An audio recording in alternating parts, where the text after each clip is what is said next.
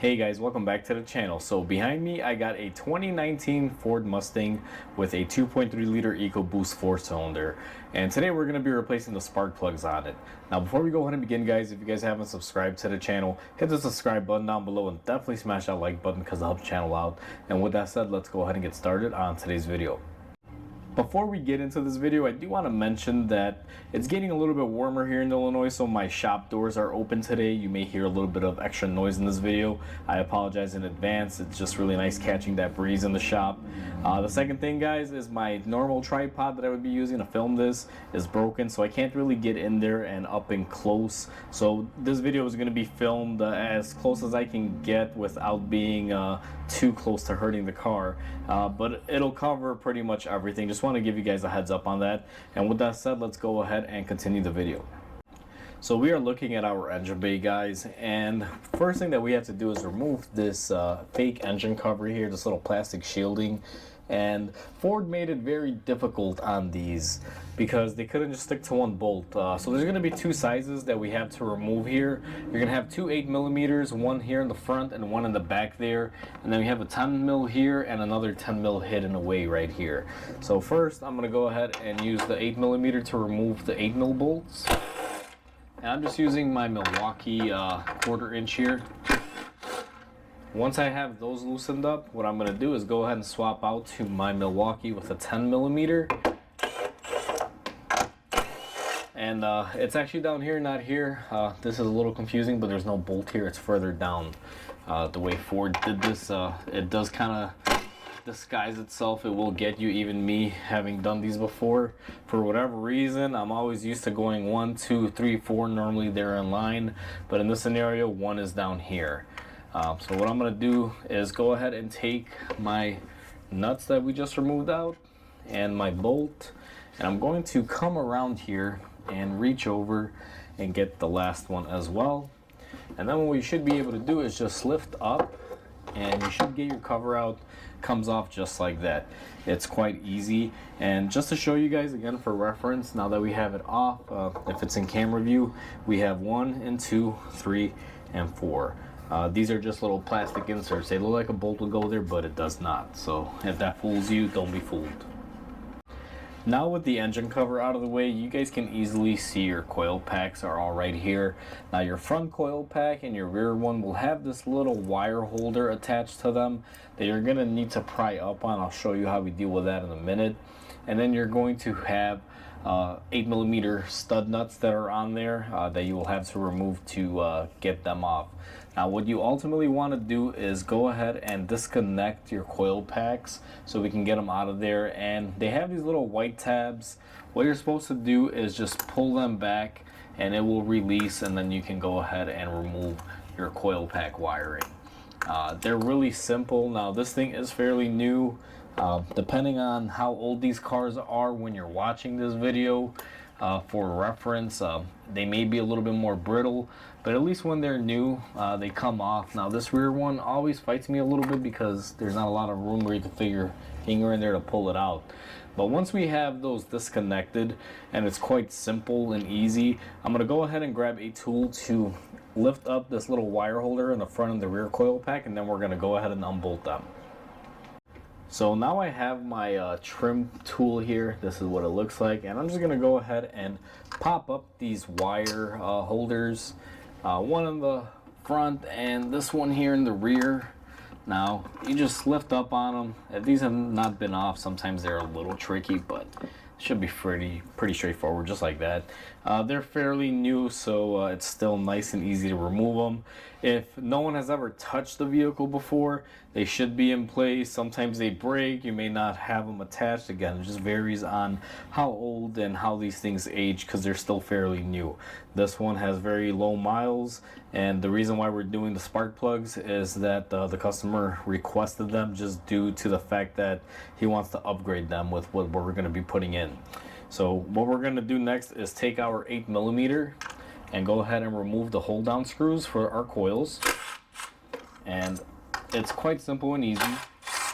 You're going to have 4 of these.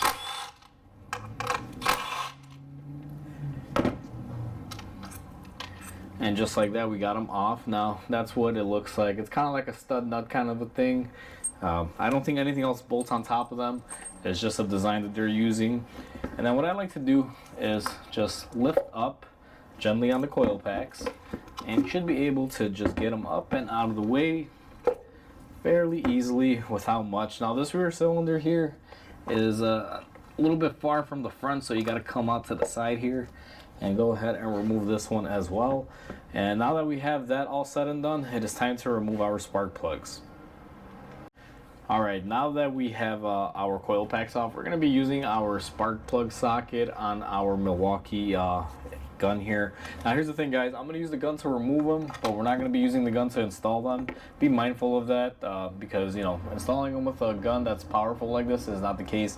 This is just for removal, so we're going to go ahead and do this.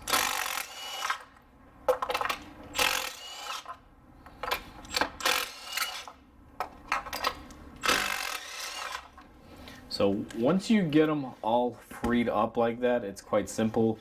I'm going to just take my magnetic socket here. I leave a couple screws on them, and then I just go ahead and extract them out. So I can tell you right now that these spark plugs, for being low mileage on this vehicle, they look pretty worn out, to be quite honest with you. They have a lot of wear on the ring portion, and this last cylinder here looks like it may be running a little bit rougher than the rest. But just to give you guys an idea, I'm looking at these little rust ridges here. See how it's basically been leaking out. They're not the greatest spark plugs on these. Alright guys, so we are on the bench. I showed you a little bit on these spark plugs, but I just have them lined up here. This is that last cylinder. Usually they get a little bit more heat back there. That's why it's a little bit darker. But the main reason why I don't like these Ford original spark plugs that come in there, they tend to leak a lot here. A lot of boosted engines always have a lot of cylinder pressures. And what I've always found on these is that these spark plugs are prone to leaking prematurely. And that is what's happening on this. Because if you look at these spark plugs, you would think they have 100,000 miles on them, and they don't. You'd be surprised. This car is fairly low miles. What we are going to be doing is upgrading them with these NGKs here, if I hold the box the correct way. These are an iridium plug. That's the part number right there that we are going to be using. And then this is the original Ford part number. I don't know if it's going to pick it up too well there. But that's why we're doing the upgrade on it, and the customer did their research, and this is what they wanted in there. And it's a good choice, because normally I would say upgrade to NGK. NGK makes really good spark plugs. I know it's an American car, and a lot of people assume NGK just makes parts for Japanese vehicles, but that's not the case, guys. When it comes to spark plugs, I usually like NGK or Denso. They make some of the best plugs out there. Don't fall victim to those E3 spark plugs or anything that claims to have, you know, power improvements or this or that. You want to base your spark plugs on the application, and obviously if your car has been modified, then that goes out the door. There could be a lot of variety that you can use. But for a stock Mustang running the 2.3 turbo engine, these are a solid choice against the OEM ones. These will last a lot longer, and they don't have the tendency to leak out like these do under boost. Because right there, that is your power loss. That is probably what the customer was referring to when he hit the pedal. He feels that the car doesn't have the same output that it used to, and that could be because we're leaking some pressure from these, so could be losing a little bit of power just due to that. So now let's go ahead and reinstall our new spark plugs on there. One thing what I'm going to do next is go ahead and grab my new spark plugs. And just to give you guys an idea, if your spark plug comes like this inside of the box, you just go ahead and take off this little protector, and you just go ahead and you know, check the gap. Now these should be pre-gapped, but I still check them. I find that sometimes they could be off, so no sense in not taking a minute or two and checking them. Also, one thing is, when you're getting new spark plugs, if anything is, you know, broken here, or the box looks like it's been beat up, you definitely do not want to install those inside your engine. So I'm going to take my magnetic socket, and I'm going to take my spark plugs, and I'm going to go ahead and insert them into my bore areas here. And this is key here, guys. Hand tighten them or thread them. Always get a couple good threads on them. It's what is the best policy. For those of you that want to use a gun to put these on, that's not a good way to do it. I use a gun to take them off, but I do not use a gun to reinstall them. So I just put each individual one in here and I screw them into the holes here. It's pretty straightforward. This job is actually really basic. It's quick, simple, and easy. But we're gonna go ahead and just give them a couple threads like that. And now what I'm gonna do, and I'm probably not gonna show this on camera just because it's gonna take a while, I'm gonna take an extension with my hand ratchet. I'm gonna drive them all the way down, and then I'm gonna go ahead and torque them into place. For the sake of the video not being too long, I'm gonna go ahead and do that off camera, guys. You just wanna tighten them and torque them to proper specs. Now that we got our spark plugs in there, what I'm going to do is go ahead and reinstall our coil packs. Now, one tip and trick that I like to show you guys is before you take your coil pack and put it in, take some dielectric grease. And you're going to go ahead and fill up the boot, something like that. It's going to help seal up any moisture or anything getting in there, possibly causing a misfire or anything of that nature. So once you do that, you're going to want to take your coil packs. You're going to want to insert them back into place. Make sure you give them a firm push and make sure they're seated in there correctly. These sometimes can get misaligned. Now, you can't really screw this portion of it up, but you know, I've seen people misalign them before, not just on these particular motors. Any motor, you know, you can kind of slide it past. So once we have those into place, what I like to do is take my securing bolts, those stud nuts that we took off, and we're going to go ahead and hand thread them back into place. Always start off by hand threading them. Do not take a gun to this. These go inside of a valve cover and it's basically plastic. You can rip them off. Now I will tighten them using my little 1/4 inch drive tool, but I'm not going to go full blast on them. Just snug. Something like this.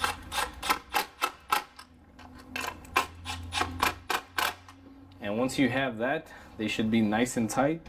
And what you're going to want to do is come back in here and push the connector back into place and lock it in.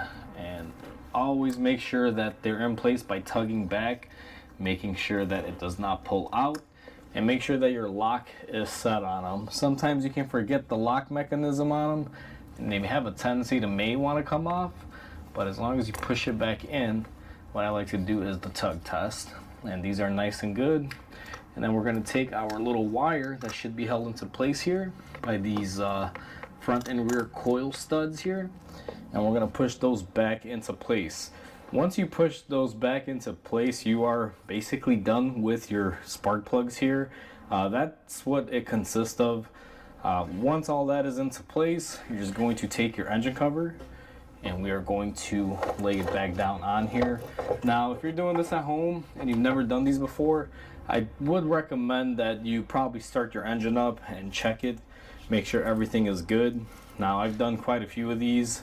Not to say that you can't have an issue, but you know, it's not anything new to me per se.